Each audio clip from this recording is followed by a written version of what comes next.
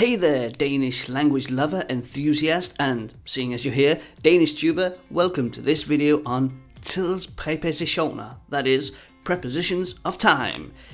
If your bags are packed and you're ready to be whisked away on a Danish language adventure, let's hop into that time machine, engage the flux capacitor, and retrieve these Danish prepositions once and for all. First up, the present moment. Here, where you are right now, you know me, I'm all for staying in the now.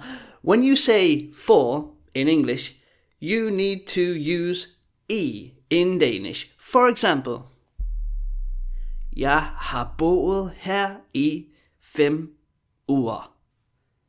Jeg har boet her i 5 uger. In this sense, you can think of this time traveler as signifying for how long you have been doing something, for how long you had been doing something, or for how long you shall be doing something. For example, jeg rejste i 7 måneder. Although our verb is technically in the past, the preposition tells us for how long something happened, a duration of time. So, although this little singular letter can reach back into the past and out into the future, it always remains centered with you in the present.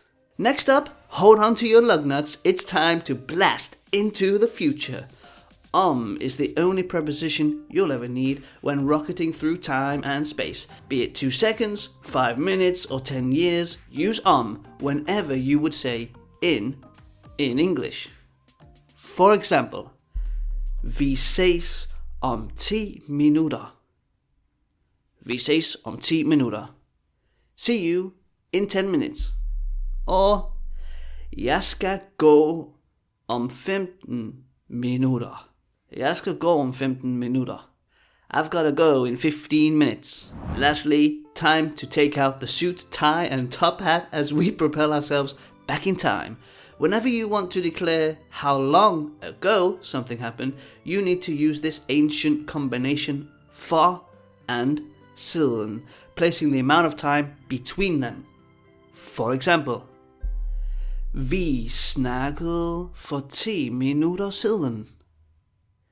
Vi snakkede for 10 minutter siden. We chatted 10 minutes ago.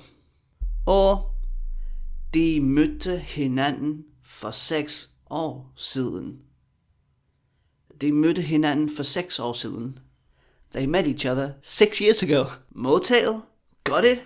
Let's see. Time to put your time awareness to the test. Go ahead and pause the video, fill in the blanks, and come back to see how you did.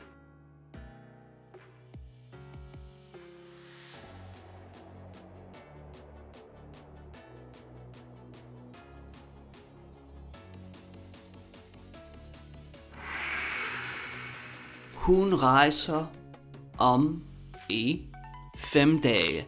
Here it could be both. Really, I was going for Hun rejser om 5 dage, the future. She's traveling in 5 days.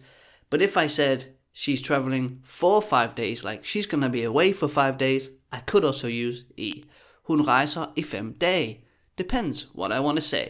Vi trænede i 3 timer. We trained for 3 hours. This one kind of has to be I, because when you're referring to the past, my tense is in the past, trænede, I can't really say because that's always about the future. And there's no siden. If I want to say a go, I need that word siden. Jeg skal gå om i 10 minutter. Same thing as our first example, could be one or the other. I was probably thinking of like I've got to go in 10 minutes. If I said jeg skal gå i 10 minutter, that means I've got to go for 10 minutes, as in 10 minutes I'm gonna come back. I'll be gone for 10 minutes, then I'm coming back. Han har lige spist for en time siden. Of course, this one is for and siden. Talking about the past, he ate an hour ago. Lastly, han gik med hunden i en halv time. Han gik med hunden i en halv time. He walked with the dog for half an hour. The duration of time. How long did he do it for? This could not be in the future, again because our verb is stuck in the past. Han gik med hunden i en halv time. This is the one that's most commonly confused because it's very tempting to use the word for, because like in English we have the word for in Danish, so it kind of makes logical sense in your English speaking brain to use han gik med hunden for en hel time. But incorrect. Congratulations, mission complete. You are now the proud owner of a DeLorean. You can now go back and forth with ease, effectively expressing past, duration and future actions in Danish. Vi ses i den næste video. See you in the next video. DanishTube.